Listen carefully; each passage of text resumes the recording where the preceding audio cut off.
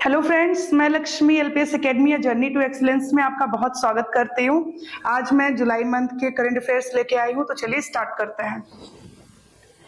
हमारी पहली न्यूज है countries first satellite network portal site, देश की पहली सैटेलाइट नेटवर्क पोर्टल साइट। ठीक है, गुजरात को देश की पहली सैटेलाइट नेटवर्क पोर्टल साइट मिलेगी। किसको मिलेगी? गुजरात को। ठीक है, OneWeb लंदन आधारित कंपनी OneWeb और गुजरात सरकार के बीच समझौता ज्ञापन पर हस्ताक्षर हुआ है। तो ये आप याद रखोगे, OneWeb और गुजरात गवर्नमेंट। यह गांधीनगर गुजरात में स्थापित की जाएगी। तो गांधीनगर आपको पता है राजधानी, ठीक है, तो वहां पर ये स्थापित की जाएगी, गांधीनगर।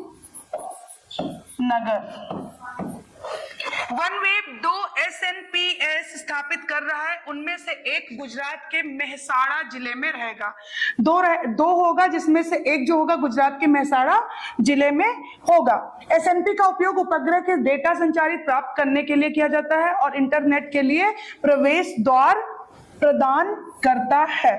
कंपनी की स्थापना की अगर बात करें 2012 में ग्रेग वाइलर के द्वारा किया गया था, 2012 में, और 2019 में, फरवरी 2019 में पहला उपग्रह लॉन्च किया था। ठीक है, गुजरात दुनिया की सबसे बड़ी तेल रिफाइनरी नाम जामनगर रिफाइनरी का घर है। और क्या क्या चीज के लिए ये यहाँ पे देखिए, प्रोडक्शन किसका था? हीरे, कपड़ा, रसायन का भी प्रमुख उत्पादक है। ठीक है, ओके।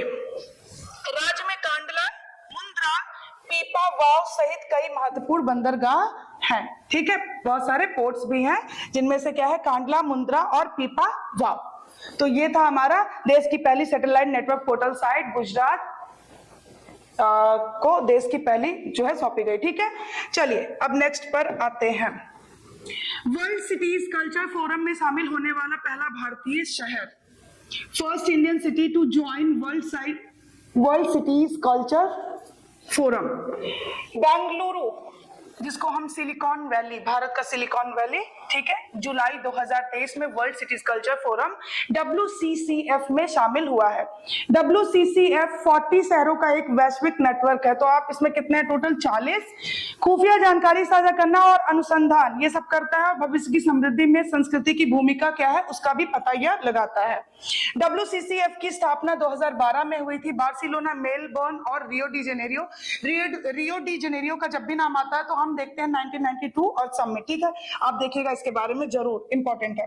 WCCF के वर्तमान अध्यक्ष कौन है? Justin Simmons. ठीक है, जस्टिन सिमंस इसके अध्यक्ष हैं। ठीक है, प्रेसिडेंट कौन है? Justin Simmons. चलिए नेक्स्ट न्यूज पे आते हैं। मध्य प्रदेश राज्य e sports academy Madhya Pradesh का अपना पहला ऑनलाइन गेमिंग उद्योग शुरू करने के लिए तैयार है। अब ये मध्य प्रदेश क्या है? अपना खुद का इसका ऑनलाइन गेमिंग उद्योग शुरू हो गया है।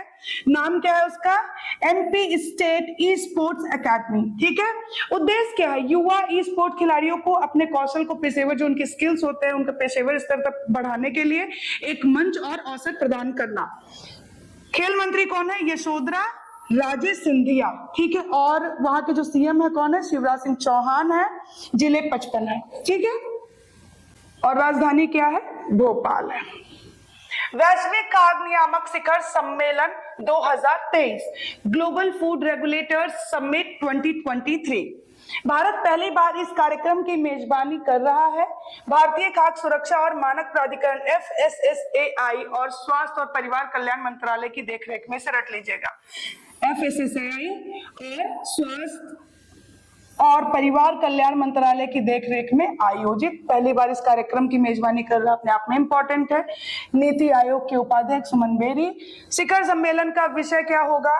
ये बहुत इंपॉर्टेंट है, खाद्य सुरक्षा प्रणालियों और नियामक ढांचे को मजबूत करना। ठीक है, FSSAI की स्थापना 5 अगस्त 2008 को किसने किया था? पूर्व केंद्रीय मंत्री थे डॉक्टर अंबुमणि रामदास जी, और इसका हेडक्वार्टर कहाँ पे है? दिल्ली में है। ठीक है, ये देखिए ग्लोबल फूड रेगुलेटर समिट 2023 कब हुआ? 20 से 21 जुलाई 2023। ठीक है, Rajasthan assembly pass the Rajasthan minimum guaranteed income bill 2023। Rajasthan की जो विधानसभा है उसने क्या किया है? राजस्थान न्यूनतम गारंटी आय विधेयक को क्या किया है, पारित किया है। उद्देश्य क्या है, राज्य की वयस्क आबादी को वेतन या पेंशन की गारंटी से कवर करना। जो वयस्क आबादी है यहाँ की, उसको क्या करना है, वेतन और पेंशन की गारंटी से कवर करना। या हर साल 125 दिन की रोजगार गारंटी, इंपॉर्टेंट, 125 दिन की रोजगार गारंटी वृद्ध, विकलांग और एकल महिला आदि के मामले में न्यूनतम 1000 रुपए प्रतिमाह पेंशन प्रदान करता है।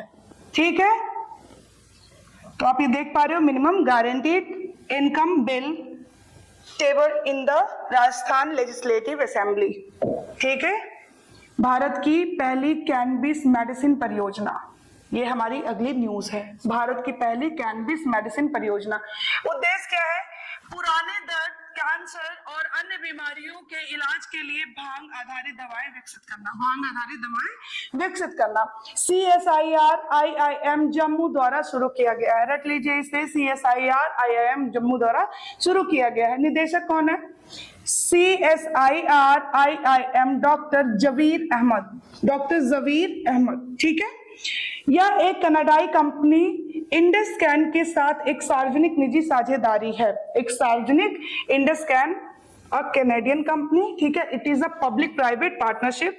ठीक है, तो ये क्या है, पब्लिक प्राइवेट पार्टनरशिप, सार्वजनिक निजी साझेदारी है। भांग की खेती, बिक्री और खपत को narcotic drugs and substance act 1985 द्वारा नियंत्रित किया जाता है। ये बहुत इंपॉर्टेंट है, बहुत इंपॉर्टेंट है। ठीक है, तो ये हमारी थी भारत की पहली कैनबिस मेडिसिन परियोजना। उद्देश्य क्या है, पुराने दर्द, कैंसर और अन्य बीमारियों के इलाज के लिए भांग आधारित दवाएं विकसित करना। इसमें कौन कौन, किसके द्वारा शुरू किया गया, CSIR और IIM जम्मू। ठीक है, और डॉक्टर जवीर अहमद ये निदेशक है।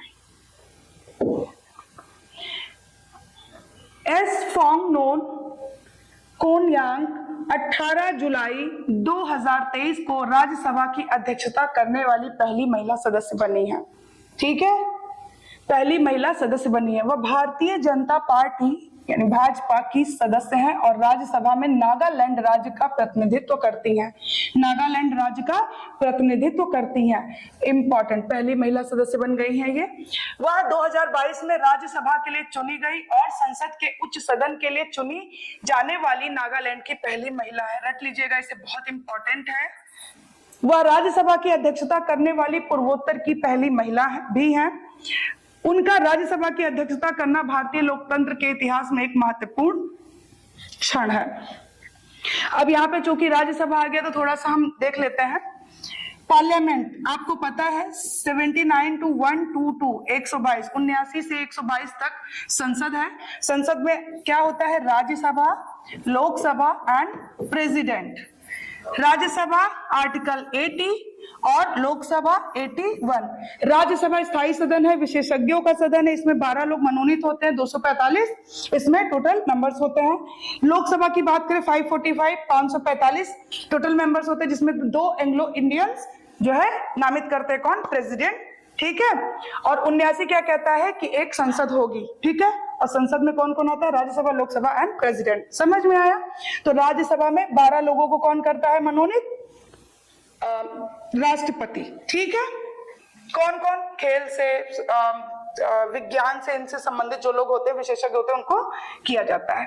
तो ये था एस फोंगनोन कोनयांग, जो कि राज्यसभा की अध्यक्षता करने वाली पहली महिला सदस्य बनी है। इंपॉर्टेंट, थानी अल जायोदी 13वें मंत्री स्तरीय सम्मेलन के अध्यक्ष के रूप में नियुक्त किया गया। वह संयुक्त अरब अमीरात की विदेश व्यापार मंत्री हैं, UAE के विदेश व्यापार मंत्री हैं। WTO के महानिदेशक गोंजी ओकोंजो इवेला, बहुत इंपॉर्टेंट है ये। ठीक है, तो WTO के जो महानिदेशक कौन है, गोंजी ओकोंजो इवेला। ठीक है, इसकी स्थापना की अगर हम बात करें 1995 में हुई थी और इसका मुख्यालय कहाँ है, जिनेवा स्विट्जरलैंड में है। जिनेवा स्विट्जरलैंड में है। WTO में 164 सदस्य देश हैं WTO में। ठीक है, और ये इनका नाम याद रखिएगा। आप लोग मुझे ये बताओगे कि ये कहाँ से, एक्चुअल में अफ्रीका में भी कौन से देश से है।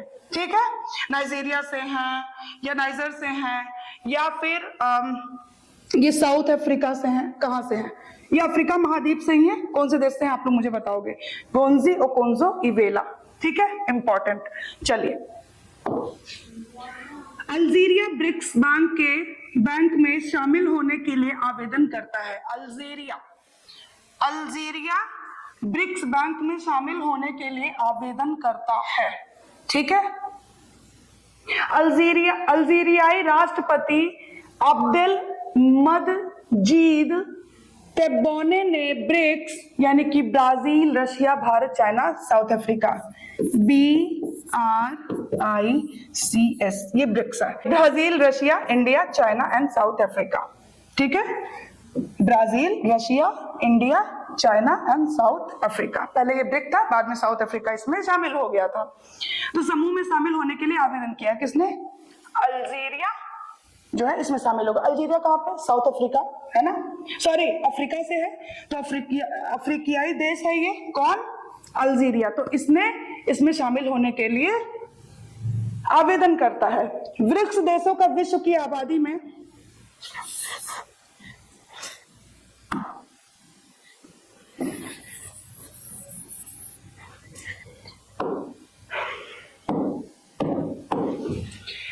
हमारा अगला न्यूज है, अल्जीरिया ब्रिक्स बैंक में शामिल होने के लिए आवेदन करता है।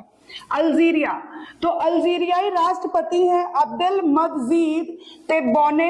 इन्होंने ब्रिक्स यानी कि जिसमें आता है BRICS, Brazil, Russia, India, China and Africa, ठीक है, साउथ अफ्रीका। तो इसमें शामिल होने के लिए इसने आवेदन किया है। ब्रिक्स देशों का विश्व की आबादी में 40% से अधिक और वैश्विक अर्थव्यवस्था में 26% इनका योगदान है। बहुत इंपॉर्टेंट है ये। ब्रिक्स विकास बैंक का विचार पहली बार ब्राजील सरकार द्वारा 2009 में लंदन में G20 शिखर सम्मेलन में प्रस्तावित किया गया था। G20 group 20। आप लोग मुझे बताओगे G20 में क्या इंडिया शामिल है? ठीक है, इसमें 20 देश है, क्या इसमें इंडिया है या नहीं है? चलिए, NDB का पूंजीकरण $100 बिलियन है और इसका मुख्यालय कहाँ है? शंघाई, चाइना में है। तो ये बहुत इंपॉर्टेंट है, ठीक है, याद रखिएगा।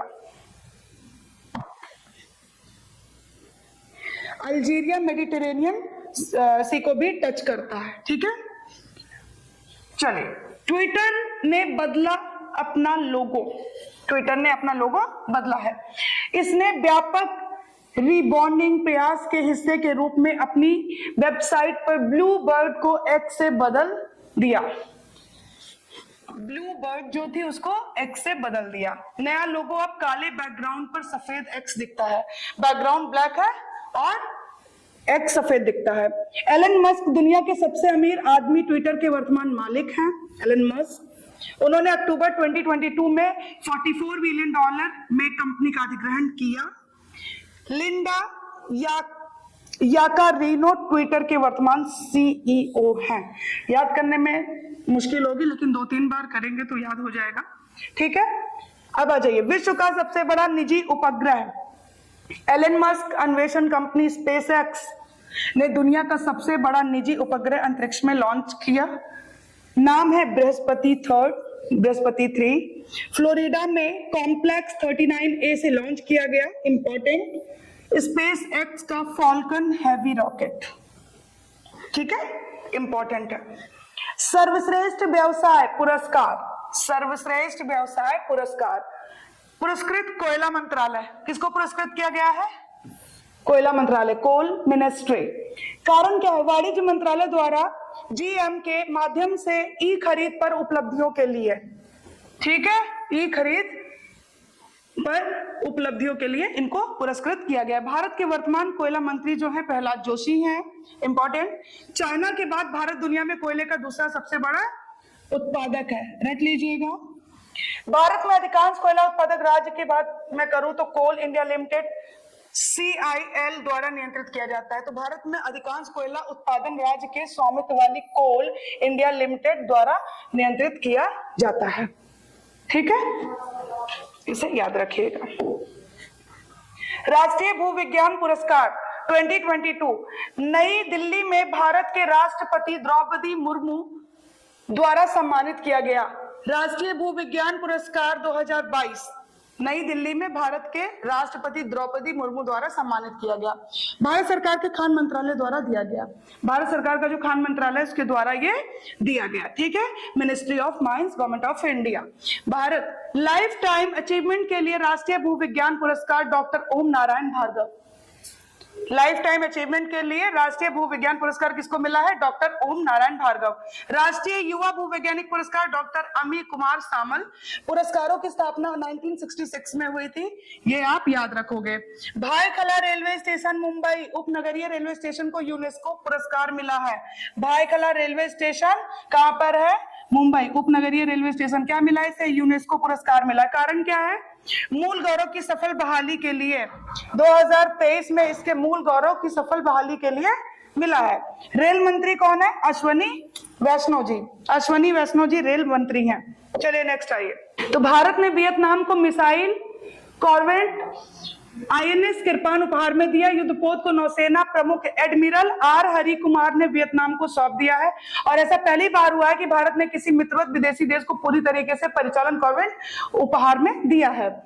INS कृपाण या स्वदेश निर्मित खुकरी श्रेणी की मिसाइल कॉर्वेट थी, जिसे 1991 में कमीशन किया गया था।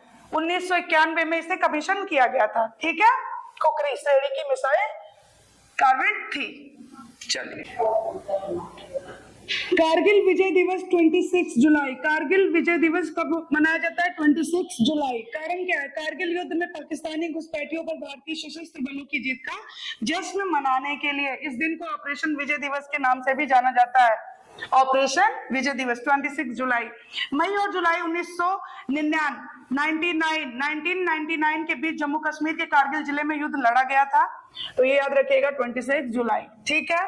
केंद्रीय रिजर्व पुलिस बल CRPF 27 जुलाई 2023 को अपना 84वां स्थापना दिवस मना रहा है। CRPF भारत का सबसे बड़ा केंद्रीय सशस्त्र पुलिस बल है। CRPF वामपंथी उग्रवाद के केंद्र छत्तीसगढ़ के बस्तर में पहली बार अपनी स्थापना दिवस परेड का आयोजन कर रही है। रट लीजिए, CRPF वामपंथी उग्रवाद के केंद्र छत्तीसगढ़ में पहली बार क्या कर रही है? बस्तर। आपको पता है ना, बस्तर टीम के लिए भी एकमात्र है, तो इंपॉर्टेंट है ना। बस्तर में पहली बार अपनी स्थापना दिवस की परेड का आयोजन कर रही है। ओके, तो ये था हमारा जुलाई का न्यूज, जो कि बहुत ही इंपॉर्टेंट है। आप लोग खूब पढ़िए, खूब खुश रहिए, और अगर आपको वीडियो अच्छी लगती है तो प्लीज हमें ज्यादा से ज्यादा सपोर्ट करिए और ज्यादा से ज्यादा वीडियो को शेयर करिए। Thank you so much.